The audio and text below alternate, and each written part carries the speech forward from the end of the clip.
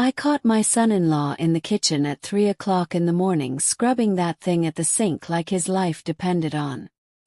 When he turned around and saw me standing there in my nightgown, he didn't even try to hide what he'd been doing. Instead, he looked me straight in the eye and asked if I'd like to give him a reason to do it all over again. Name is Fawn Thompson. I'm 78 years old.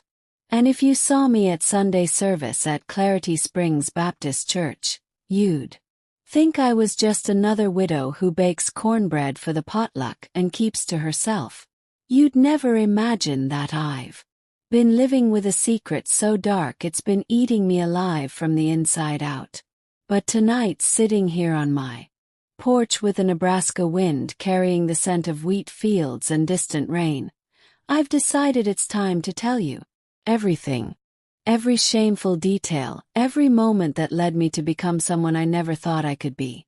'Cause keeping this buried inside me is killing me slower than old age ever could. Maybe if I tell it right, you'll understand how a God-fearing woman like me ended up in a situation so twisted I can barely believe it myself. This isn't a story I ever planned to tell. Lord knows. I've spent years pushing it down, pretending it never happened, asking God to just let me forget. But some sins don't stay buried, honey. They grow in the dark like poisonous weeds, and eventually they choke out everything good that's left in you. So I'm asking you to sit with me a while. Walk with me through this memory that's been haunting me for months now. Help me carry this burden because I can't bear it alone anymore. Maybe together we can find some light in all this darkness. Some way to make sense of how love can turn into something so dangerous and how a woman my age can still find herself trapped in a web of her own making. There's more to this story than what happened that night in my kitchen. So much more. And if you're brave enough to hear it all, I promise you'll understand why some secrets are too heavy for one heart to hold. You have to understand something about Clarity Springs, Nebraska. The kind of place where everybody knows your business before you do. Where the church bells ring every Sunday morning, 8 sharp. And where the smell of Mrs. Henderson's apple pie can drift 3 blocks on a good day. The winters here bite through your bones, and the summers make the air so thick you feel like you're swimming through it. It's a town where secrets don't stay secret for long, which makes what I'm about to tell you all the more dangerous. My daughter, Clara, has been dying for 2 years now. Cancer, the doctor said, though they use fancier words that don't make the reality any softer. She's been wasting away in the bedroom upstairs, the same room where I used to read her bedtime stories when she was small. The sound of her coughing echoes through these old wooden walls at night, a constant reminder that time is running out for all of us. When Clara got sick, her husband Mark moved in to help care for her. Mark's a good man. Or at least that's what I told myself when he first started staying here. He's got those weathered hands that speak of honest work and eyes that seem to carry too much sadness for someone his age.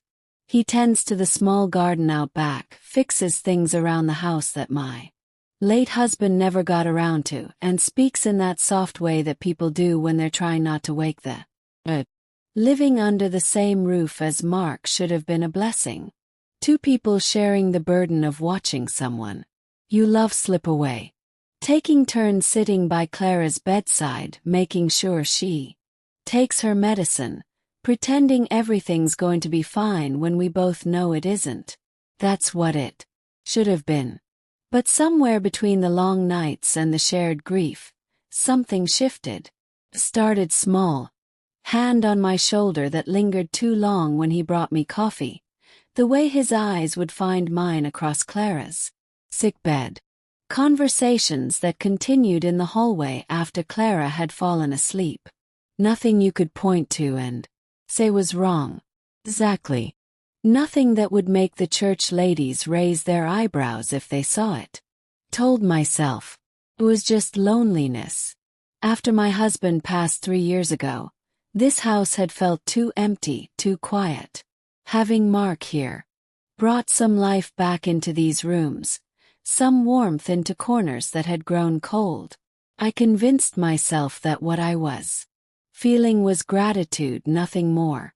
He was helping with Clara after all. He was being kind to an old woman who didn't deserve it. But late at night, when the house settled into its creaking silence, and Clara's breathing grew shallow and labored, I'd find myself listening for Mark's footsteps in the hallway. Catch myself wondering if he was thinking about me the way I'd started thinking about him. And that's when I knew I was in trouble deeper than I'd ever been in my life. The worst part wasn't the wanting, though. The worst part was that I could see the same hunger in his eyes when he looked at me.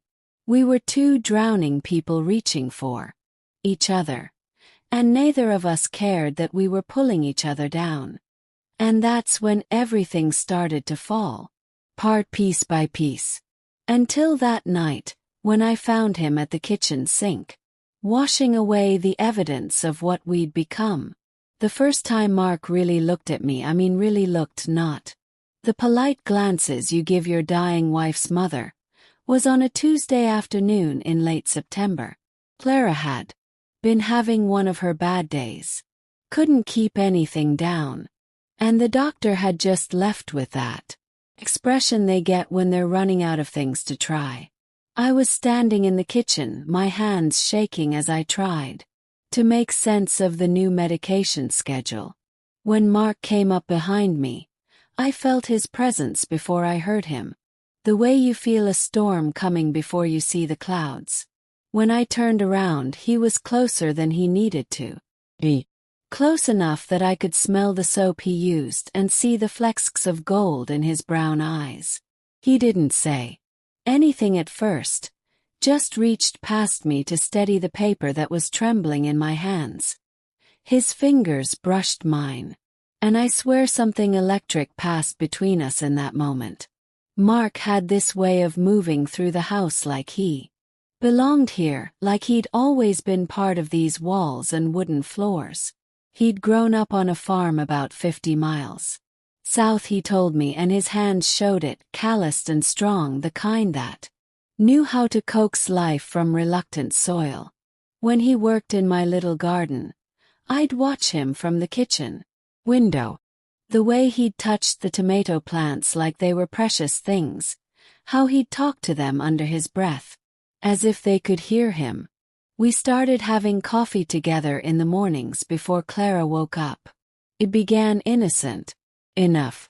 Just two people who were up early sharing the quiet hours when the house still held its dreams. He'd sit across from me at the kitchen table, steam rising from his cup, and we'd talk about small things at first, the weather, how the corn was doing in the fields outside town, whether the Hendersons' new baby was sleeping through the night yet. But gradually, our conversations grew deeper, more personal. He told me about his childhood, about a father who drank too much and a mother who died when he was 16. Found myself sharing things I hadn't spoken about in years. How lonely I'd been since my husband died. How scared I was of losing Clara. Sometimes I felt like I was disappearing a little more each day. There was something about the way Mark listened that made me feel seen again. Not just as Clara's mother or as the widow who brought casseroles to church functions, but as Fawn, as a woman who still had thoughts and feelings and dreams. Even at my age, he had this habit of tilting his head slightly when I talked, like every word I said mattered to him, like I was telling him the secrets of the universe instead of just rambling about my worries. The mornings became something I looked forward to, maybe too. I'd find myself lying in bed before dawn, wondering what we talk about that day, what new piece of himself he might reveal to me. I started putting on lipstick before I came downstairs, telling myself it was just to feel more human, more alive, but deep down I knew it was for him. It was. During one of those coffee conversations that Mark mentioned, he'd never had children of his own. The way his voice caught when he said it, the way his eyes went distant, told me there was a story there. But before I could ask, we heard Clara stirring upstairs, and the spell was broken. We went back to being caregiver and helper. Nothing more. I couldn't stop thinking about the sadness I'd heard in his voice. The way his hands had tightened around his coffee cup, and I couldn't shake the feeling that Mark was carrying secrets of his own, secrets that might be even heavier than mine. I didn't know then that some secrets are meant to stay buried, and that digging them up can destroy everything you thought you knew about the people you love. The night everything changed was the first real cold snap of October. The kind of Nebraska cold that seeps through the cracks in old houses and settles into your bones, making you want to pull every blanket you own around your shoulders and never let go. Clara had been sleeping for most of the day, the medication making her drift in and out of consciousness like a leaf floating on dark water. I was in the kitchen around 10 o'clock washing the few dishes we'd used for dinner when I heard Mark's footsteps on the stairs. He'd been up there with Clara for hours, reading to her from one of those romance novels she used to love. His voice a low murmur through the thin walls. When he appeared in the doorway, his face looked drawn, older. Somehow like the weight of watching someone die was finally showing on him. He didn't say anything at first, just leaned against the door frame and watched me work. I could feel his eyes on me, and my hands started to shake a little as I scrubbed the same plate for the third time. Finally he moved closer, picking up a dish towel without being asked, and we fell into a rhythm. Me washing, him drying, our movements synchronized like we'd been doing this together for years instead of weeks. That's when he told me about the box he'd found in Clara's closet while looking for extra blankets. Old letters, he said, tied with a faded ribbon. Love letters from someone who wasn't him, written before they'd met. The pain in his voice when he described reading them was something I felt in my own chest, a sharp ache that made it hard to breathe. I turned to comfort him. At least that's what I told myself I was doing. But when I put my hand on his arm, when I looked up into those brown eyes that were suddenly so close to mine, everything inside me shifted. The air between us felt charged, dangerous, like the moment before lightning strikes. Neither of us moved, for what felt like forever. Just stood there in my small kitchen with the weight of everything unsaid hanging between us. That's when I realized I wasn't just lonely anymore. I was falling for my dying daughter's husband. And from the way he was looking at me, I could tell the feeling was mutual.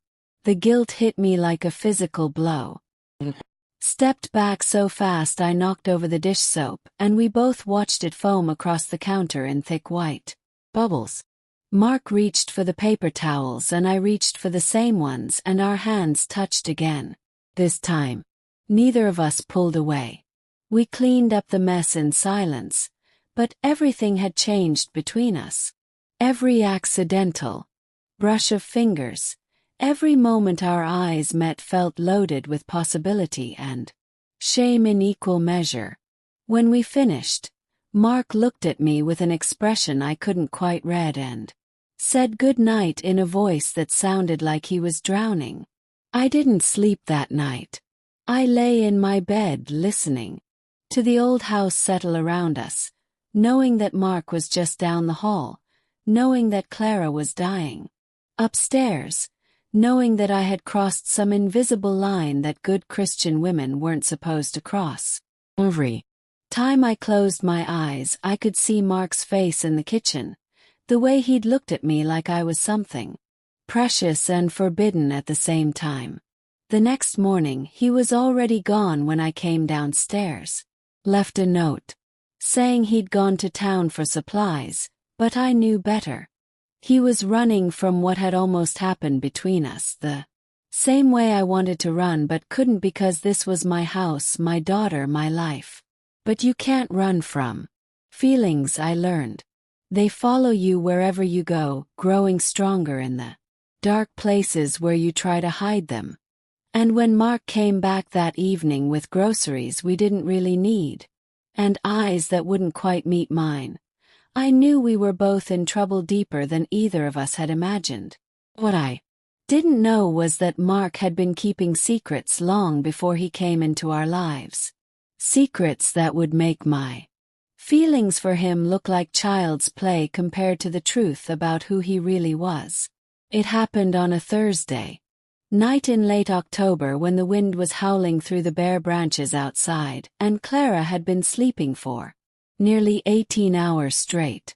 The doctor had warned us that she might start sleeping more as the disease progressed, but seeing her so still, so quiet, made the house feel like a tomb.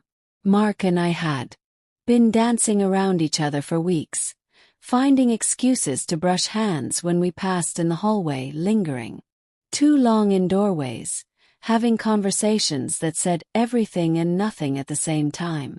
The tension between us had grown so thick you could cut it with a knife, and we both knew something was going to break soon. I was in the back garden that night trying to salvage the last of the tomatoes before the first hard frost. The cold air bit at my cheeks, but I needed to be outside. Needed to do something with my hands to stop them from shaking. That's where Mark found me, kneeling in the dirt between the withered plants, my dress hem soaked with dew and my heart pounding like I'd been running. He didn't say anything when he knelt beside me, just started helping me gather the green tomatoes into my basket. Our movements were careful, deliberate, like we were both afraid of what might happen if we got too close. But when his hand covered mine on a particularly stubborn vine, when his thumb traced across my knuckles in the moonlight, I felt something inside me crack open like an egg. Turned to look at him, and the expression on his face nearly broke my heart. He looked like a man who was drowning and grasping for anything to keep him afloat. Before I could think about what I was doing, before I could remember all the reasons this was wrong, I leaned toward him. He met me halfway, and when our lips touched, it felt like coming home and committing the worst sin of my life all at the same time. The kiss was gentle at first, tentative, like we were both testing the waters of this dangerous new territory. But then, his hands were in my hair, and mine were clutching the front of his shirt. And suddenly we were holding each other like the world was ending, and this was our last moment on Earth. Which in a way it was the last moment we could pretend we were innocent. The last moment we could go back to being just two people sharing grief instead of two people sharing something much more complicated and wrong. When we finally broke apart, we were both breathing hard, our foreheads pressed together in the cold night air. I could taste him on my lips, could smell the soap he used mixed with the scent of dying leaves and earth. Neither of us spoke because what was there to say? We'd crossed the line we'd been circling for weeks, and there was no taking it back. We walked back to the house in silence, the basket of tomatoes forgotten in the garden. The back door. Mark stopped and looked at me with eyes full of something that might have been love or might have been desperation. He touched my cheek once so gently it felt like a prayer. And then he was gone, disappearing up the stairs to his room like a ghost.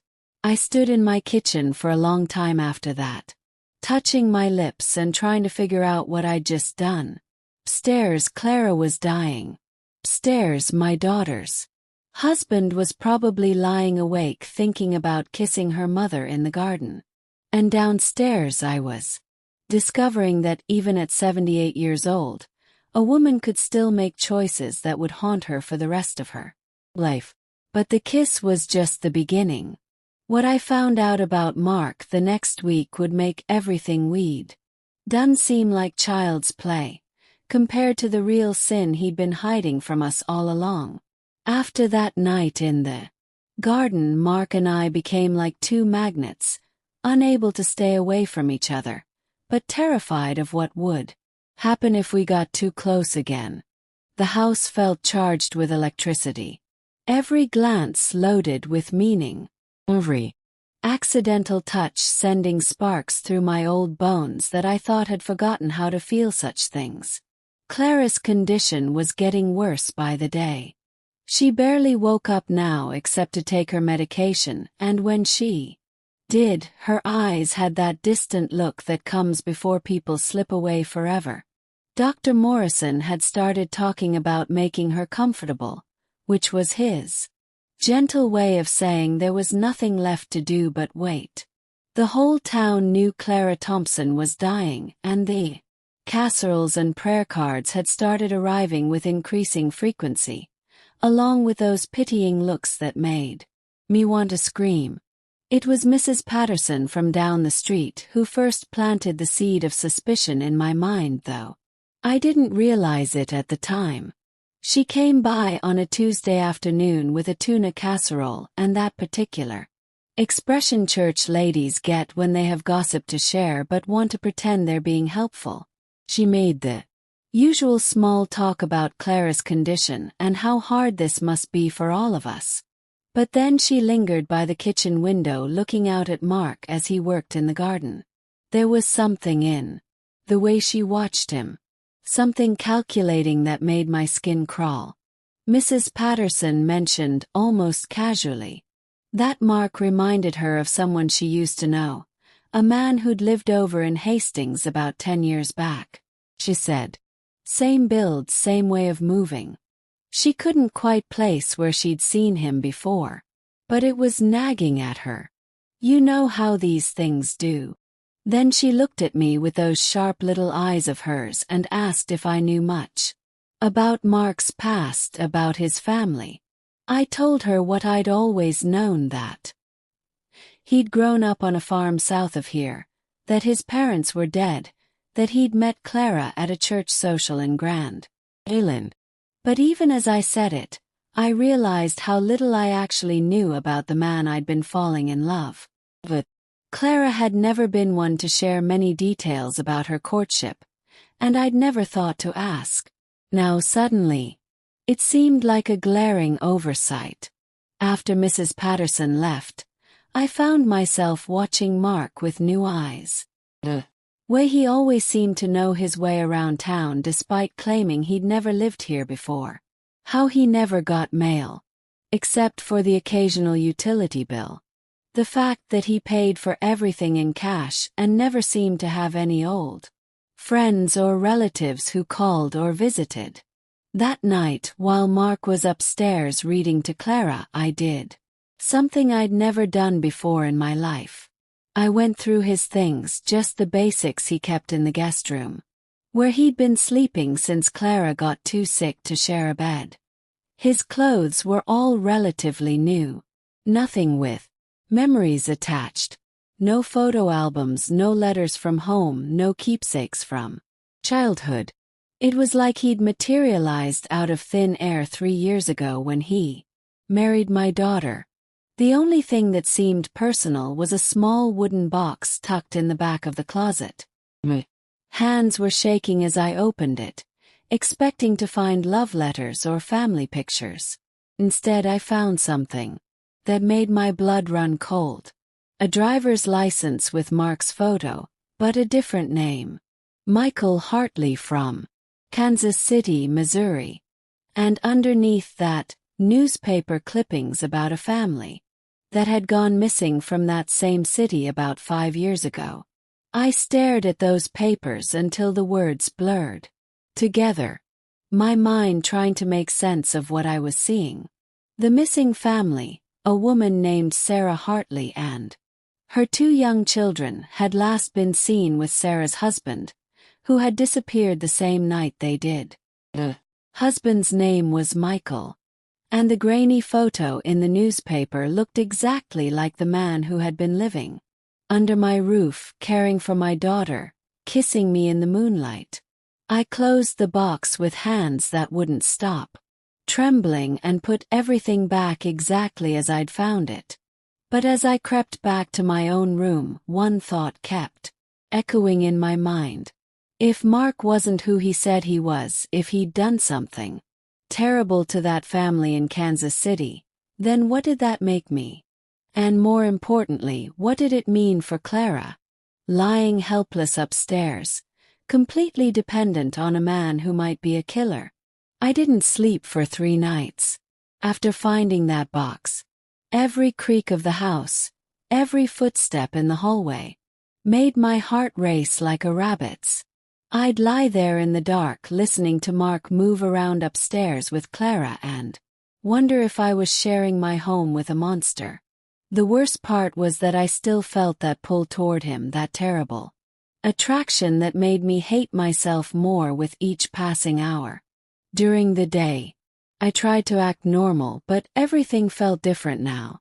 When Mark brought me coffee in the morning, I found myself studying his hands, wondering what they might have done. When he smiled at something I said, I searched his eyes for signs of deception.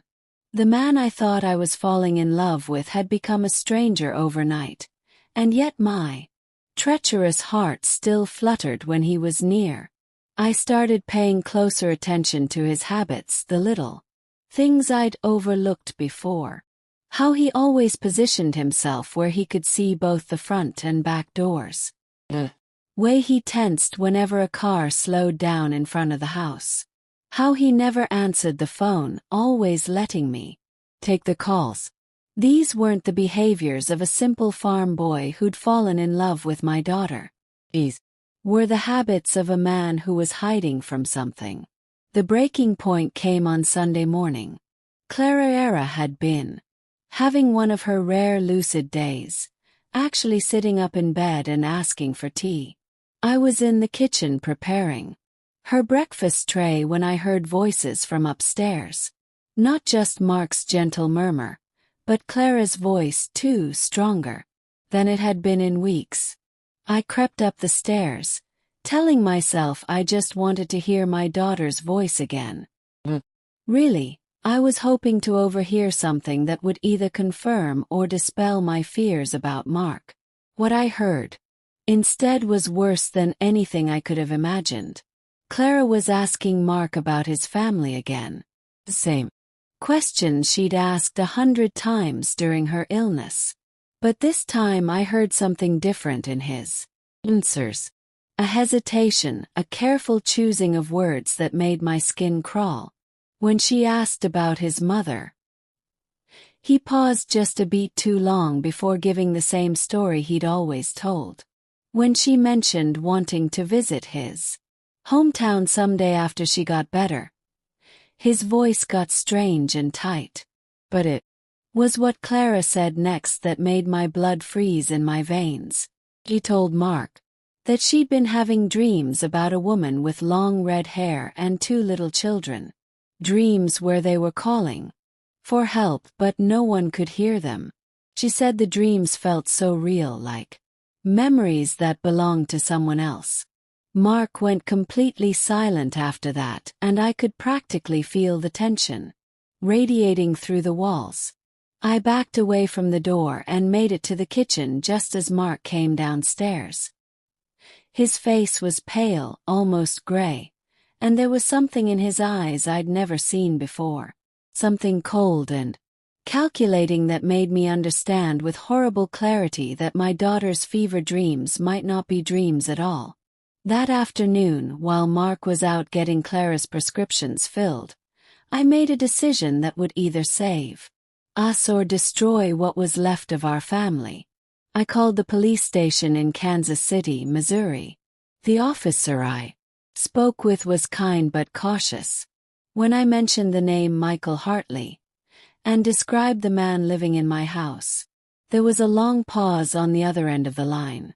Then he asked me to hold while he pulled up the file. He came back, his voice was different, urgent, focused. The Michael Hartley they were looking for had been wanted for questioning in connection with his family's disappearance for 5 years. His wife and children had vanished without a trace, and he disappeared the same night, leaving behind a house full of blood evidence and signs of a violent struggle. They'd never found the bodies, but they'd never stopped looking for him, either. The officer asked if I was safe, if I could get somewhere secure until they could send someone out. But as I hung up the phone, I realized I was trapped. Clara was too sick to move, and I couldn't leave her alone with Mark. And if I confronted him, if he realized I knew the truth, there was no telling what he might do to protect his secret. I was still standing by the phone, trying to figure out my next move when I heard the front door open.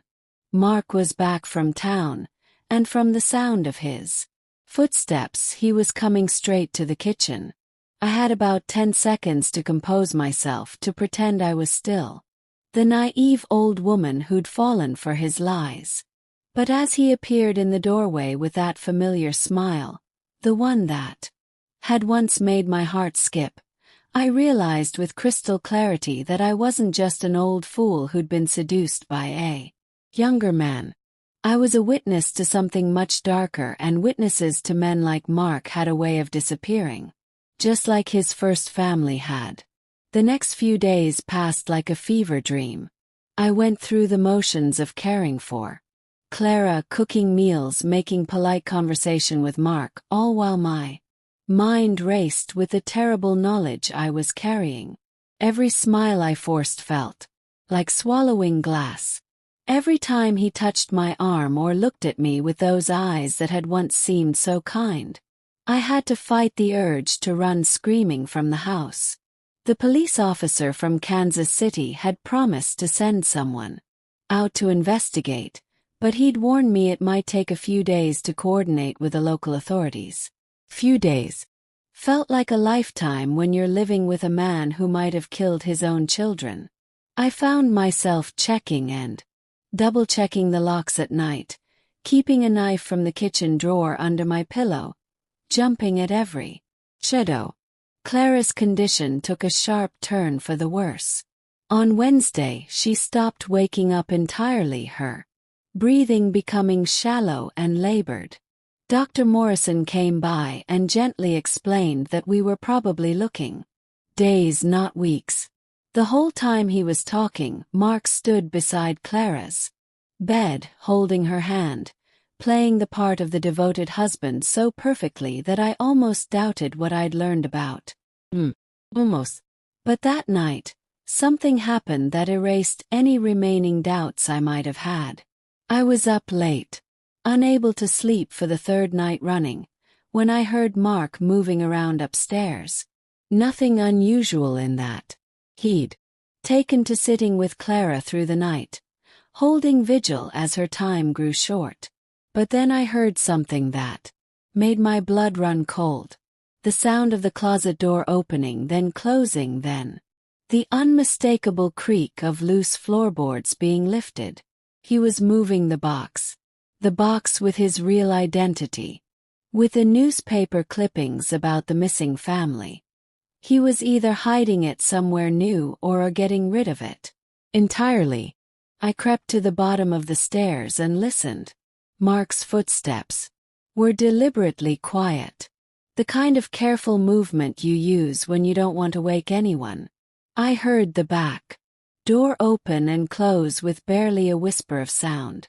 Through the kitchen window, I could see his shadowy figure, moving toward the old barn at the back of our property, carrying what looked like a small shovel. He was burying the evidence. And if he was burying the evidence, that meant he suspected something. Maybe he'd noticed that the box had been moved slightly.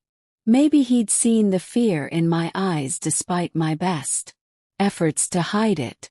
Or maybe he was just being cautious. The way a man learns to be when he's been running from the law for 5 years.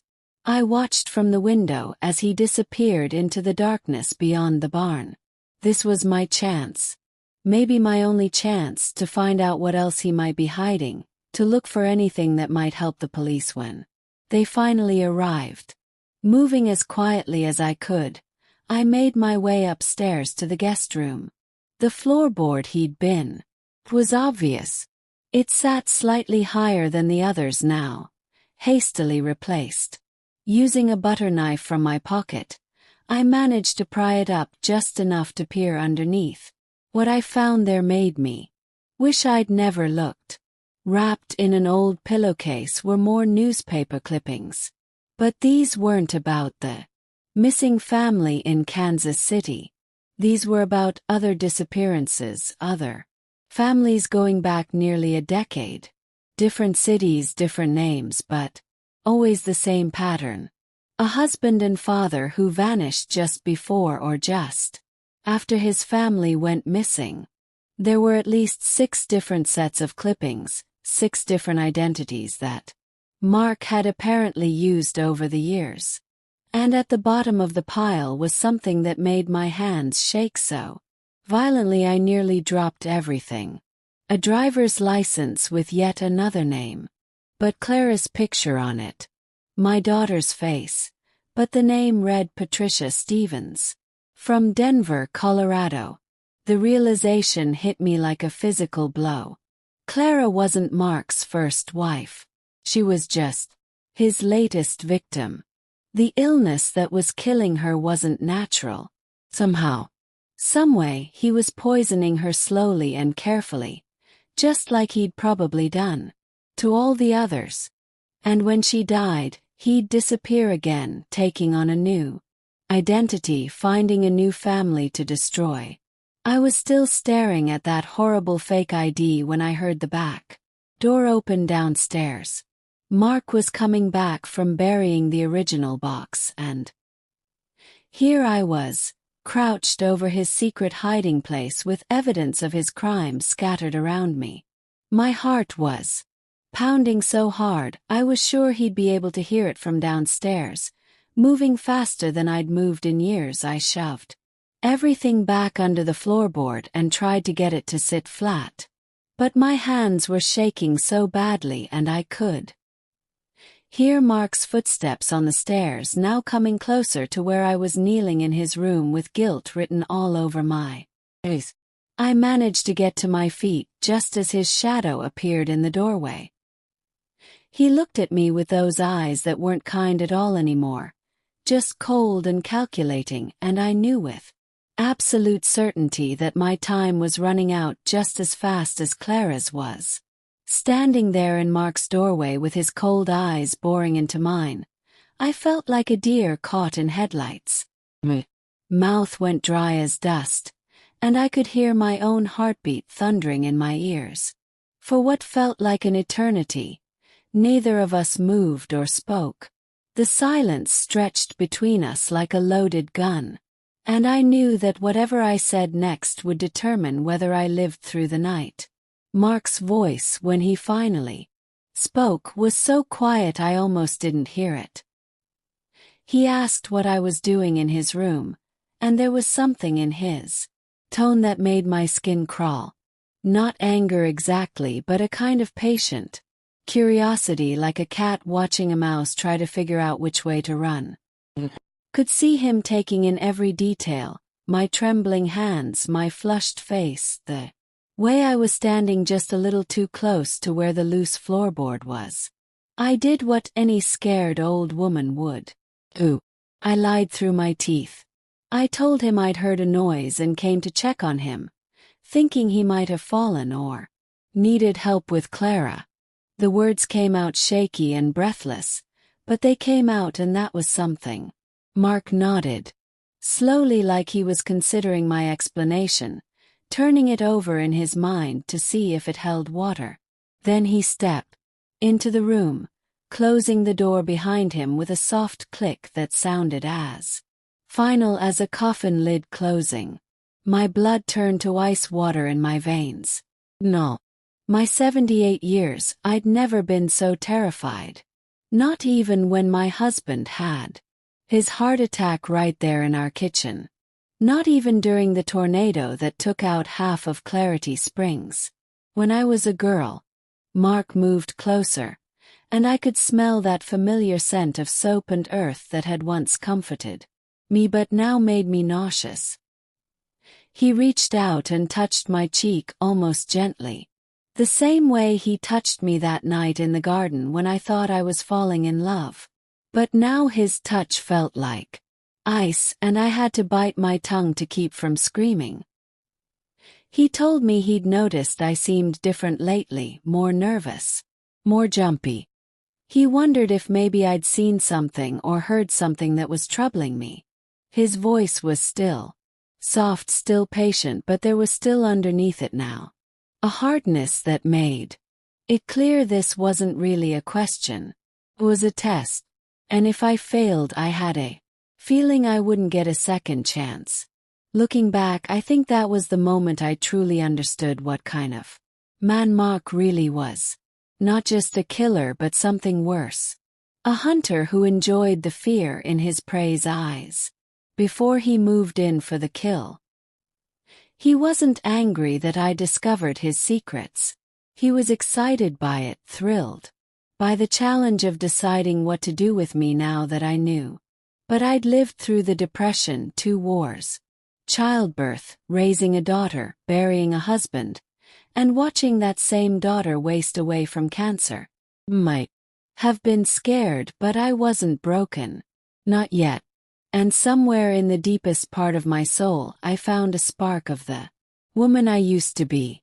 The woman who'd stood up to her husband when he drank too much, who'd fought the school board when they tried to fire the only black teacher in town, who'd never backed down from a fight when something important was at stake. So, I looked Mark right in the eye and told him the truth, part of it anyway. I said I knew he wasn't who he claimed to be, that I'd found things that suggested he'd been married before under a different name. But I also told him it didn't matter to me, that everyone deserved a fresh start, that his past was his business as long as he was good. Clara. It was a gamble, pretending I knew less than I actually did, pretending I was willing to keep his secret out of love rather than fear. But it was the only card I had to play, and I played it with everything I had. Mark studied my face for a long moment, and I could practically see the wheels turning in his head as he decided whether to believe me or not. Finally he smiled. That same charming smile that had fooled my daughter, that had almost fooled me. He said he was grateful for my understanding, that he'd been worried about how I'd react if I found out about his previous marriage. He spun me a story about being widowed young, about changing his name to escape the painful memories, making it all sound so reasonable and tragic that I almost believed it myself. But I knew better now. I knew that somewhere in the darkness behind that smile were the ghosts of women and children who trusted him the same way Clara and I had. And I knew that my only chance of saving what was left of my family was to play along until help arrived. To pretend I was still the naive old woman who'd fallen for his lies. The next morning I did something that went against every instinct I had as a mother and a Christian woman. I went to the sheriff's office in town and told Deputy Martinez everything I knew. I showed him the phone number for the Kansas City police, gave him Mark's real name, described what I'd found in the hidden compartment. But I also made him promise to wait, to not arrest Mark until Clara was gone. You see, my daughter was dying anyway. The doctors had given her days, maybe a week at most. And as much as it killed me to admit it, she loved Mark. In her lucid moments, he was the only thing that brought her peace, the only person who could make her smile despite pain.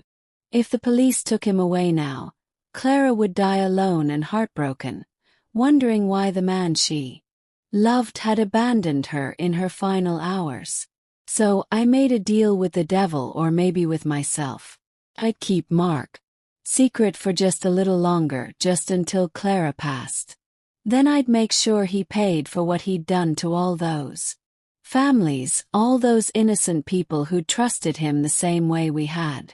It was the hardest decision I'd ever made in my life. Choosing to protect a monster for the sake of my dying daughter's happiness. But sometimes love makes you do things that go against everything you thought you believed about right and wrong. I just prayed to God that I'd have the strength to see it through, and that Clara would forgive me someday for the choices I was making in name. Clara died on a Tuesday morning in November, just as the first snow of the season was beginning to fall. She went peacefully, holding Mark's hand while I sat on the other side of her bed, stroking her hair and whispering the prayers my mother had whispered to me when I was small and scared of the dark. Her last words were to tell Mark she loved him, and the way his face crumpled when she said it almost made me forget what kind of monster he really was. Almost. The funeral was 3 days later. Half the town showed up, filling the little Baptist church with the smell of leaves and the sound of muffled sobs. Mark played the grieving widower perfectly, accepting condolences with just the right mixture of grace and sorrow, never once letting the mask slip. I watched him from across the church during the service. This man who had poisoned my daughter slowly and methodically over 2 long years. And I felt a rage burning in my chest that was hotter than anything I'd ever experienced. But I kept my promise to Deputy Martinez. I didn't say a word.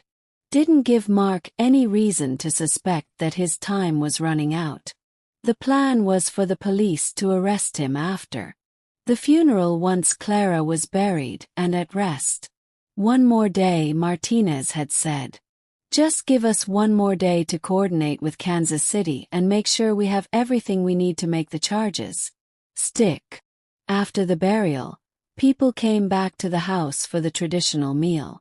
The dining room table groaned under the weight of casseroles and pies, and the house filled with the gentle hum of conversation that follows a funeral. That particular mix of grief and relief that comes when someone's suffering finally ends. Mark circulated through the rooms, accepting food and sympathy from neighbors who had no idea they were comforting a killer. Found myself watching Mrs. Patterson, who kept staring at Mark with that same puzzled expression she'd worn weeks earlier. Cornered me in the kitchen while I was refilling the coffee pot, and her voice was urgent, excited in that way people get when they finally solve a puzzle that's been nagging at them. She remembered now, she said, where she'd seen Mark before. It wasn't in Hastings like she'd originally thought. It was in Lincoln about 7 years ago. She'd been visiting her sister and had seen him at a grocery store with a woman and 2 young children. The woman had long red hair, just like in Clara's fever dreams, and she'd called him by a different name. Michael, not Mark. Mrs. Patterson had noticed them because they'd seemed like such a happy family, the kind that made you smile just to watch them together. But what really stuck with her, she said, was what happened next. She'd gone back to that same grocery store a week later, and there had been missing person flyers posted by the entrance, photos of the same woman and children she'd seen with Mark, asking for any information about their disappearance. The husband, they said, had vanished the same night they did. Mrs. Patterson's eyes were bright with the thrill of her discovery as she told me all this, but I could barely hear her over the roaring in my ears. 7 years ago. That meant Mark had been killing families for even longer than the newspaper clippings had suggested. And it meant that somewhere out there, probably in shallow graves scattered across the Midwest, were the bodies of people who had trusted him the same way Clara had. I excused myself and went upstairs, telling Mrs. Patterson I needed a moment alone to grieve. But really I needed to needed to figure out what to do with this new information. The police were planning to arrest Mark tomorrow. But what if he sensed the walls closing in? What if he decided to disappear tonight the same way he'd vanished from all those other cities, leaving behind only questions and heartbreak? From Clara's bedroom window, I could see Mark in the backyard, standing by the small garden where we'd shared that first kiss. He was alone out there in the falling snow. And for a moment he looked almost vulnerable, almost human. But then I remembered the fake driver's license, with my daughter's picture on it. The careful way he'd been poisoning her for 2 years. And the vulnerability disappeared.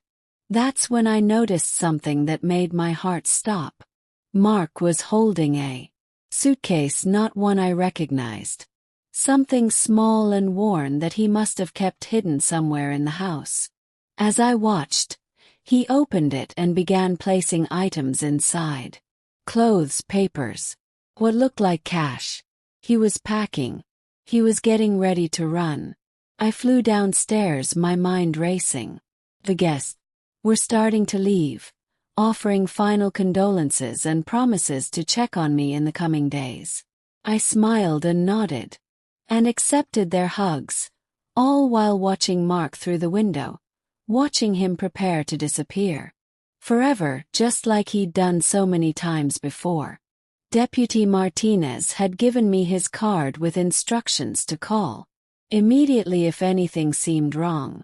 I dialed his number with shaking fingers, whispering into the phone that Mark was packing, that he was about to run. Martinez's voice was sharp with urgency when he told me they were on their way. But it would take at least 20 minutes to get units to the house. 20 minutes might as well have been 20 hours. By the time I hung up the phone, the last of the funeral guests had left, and Mark was coming back inside, stamping snow off his boots in the entryway. The suitcase was nowhere to be seen.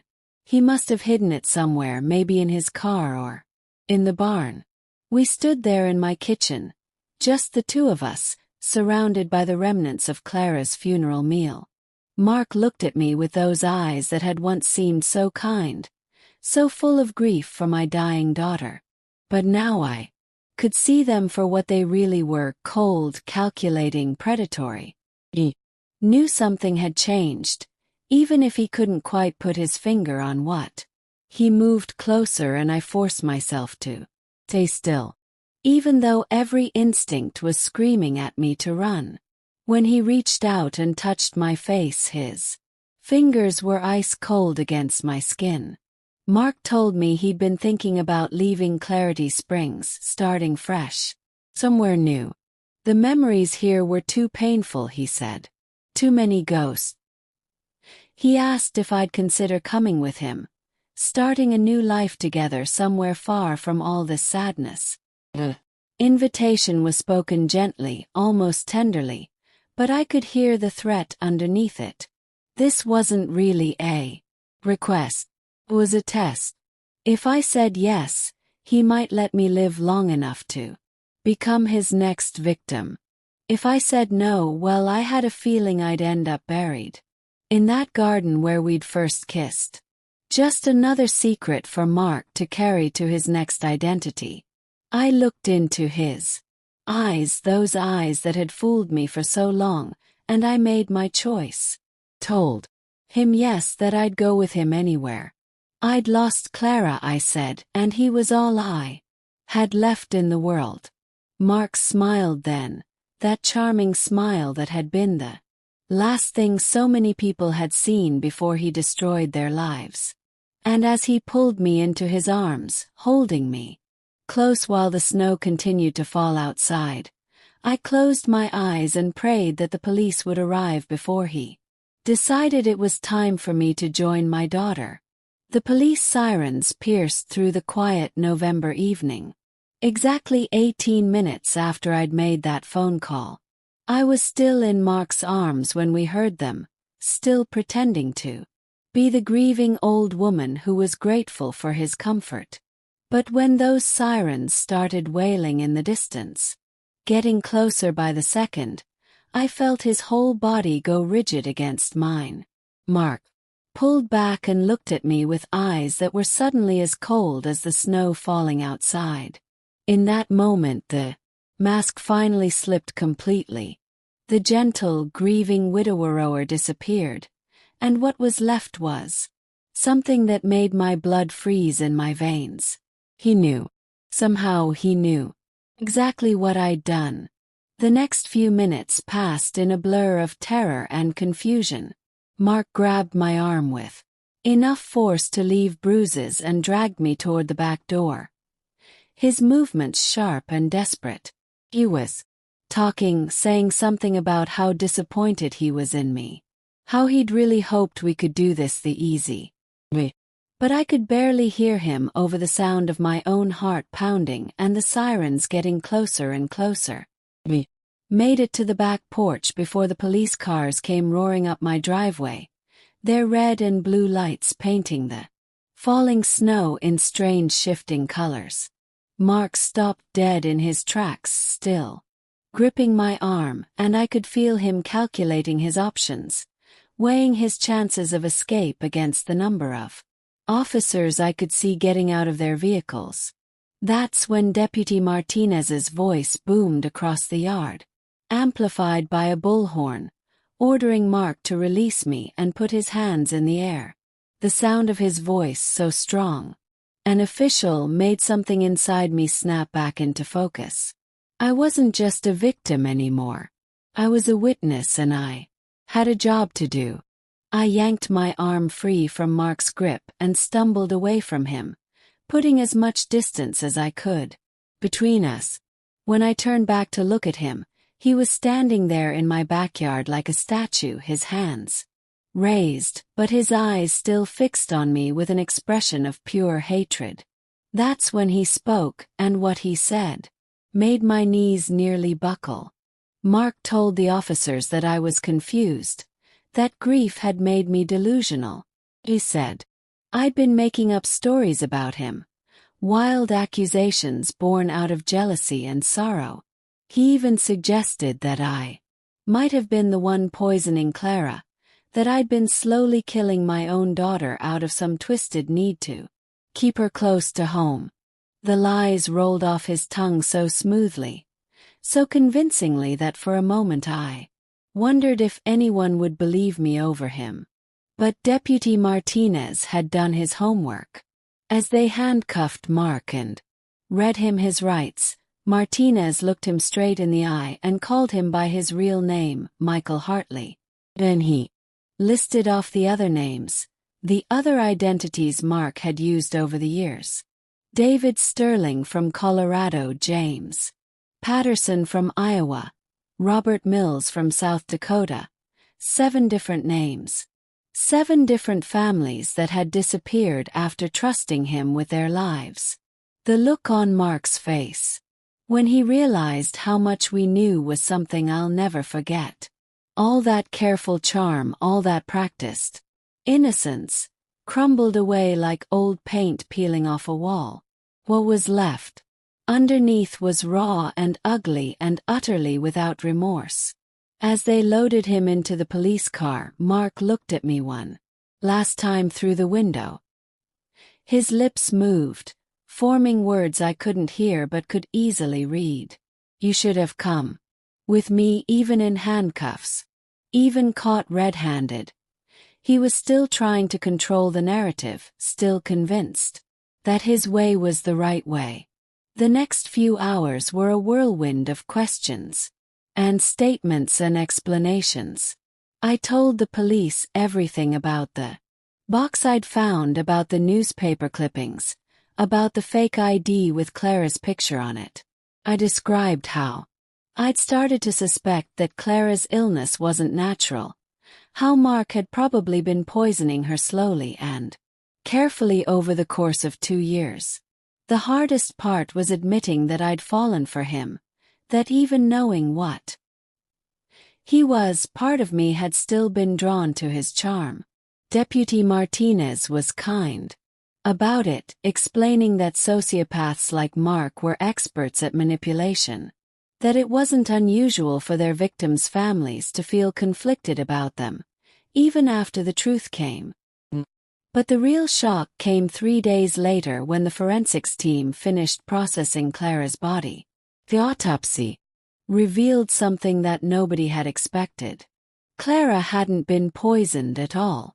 She really had died of cancer, just like the doctors had said. The illness that had wasted her away over 2 years was genuine, natural, tragically real. Sat in Deputy Martinez's office, staring at the autopsy report, trying to make sense of what I was reading. Clara had died naturally. If Mark hadn't been poisoning her, then what had he been planning to do with that fake ID? Had he been documenting her illness so carefully, taking photographs of her deterioration? The answer came from the FBI agents who'd taken over Mark's case. They explained that Mark's pattern had evolved over the years. In the early cases, he'd simply killed his victims and disappeared. But more recently he'd gotten more sophisticated, more patient. He would marry women who were already sick, women who were dying naturally, and then document their decline. When they died, he'd use their identities to move to new cities, new hunting grounds. Clara's fake driver's license hadn't been meant for him to use while she was alive. It was meant to be his ticket to his next identity after she was gone. He'd been planning to become Clara Thompson, at least on paper, using her social security number and medical records to establish himself somewhere new. It was brilliant in its simplicity, and absolutely terrifying in its coldness. The other families, the FBI explained, had been different. Those women and children hadn't been sick. They'd been healthy, happy, full of life. Until Mark decided they weren't useful to him anymore. The newspapers had been right about those cases. Mark really had killed them, probably buried them in shallow graves scattered across the Midwest like seeds of his evil. Clara, my Clara, had simply been unlucky enough to fall in love with a monster who saw her terminal diagnosis as an opportunity rather than a tragedy. The trial lasted 6 months. I testified for 3 days, telling the jury about the man who had lived in my house, who had kissed me in my garden, who had held my dying daughter's hand while planning to steal her identity. Mark sat at the defendant's table the whole time, never showing a flicker of emotion, never acknowledging the families of his victims who came to watch justice finally being served. In the end, he was convicted on 4 counts of murder in the 1st degree. They'd found enough evidence to prove he'd killed the families in Kansas City, Colorado, Iowa, and South Dakota. The other cases were still being investigated, but those 4 were enough.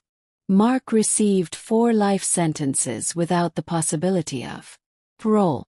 I'm 81 now, 3 years older, and hopefully a little wiser than I was that terrible autumn when my world turned upside down. I still live in the same house, though I've had all the locks changed, and I keep a shotgun by my bed that I know how to use. The garden out back has been replanted. Couldn't bear to look at the spot where Mark first kissed me, so I dug up everything and started over with roses. People in town treat me differently now. Some with pity, some with curiosity, some with a kind of awe that I survived something so horrible.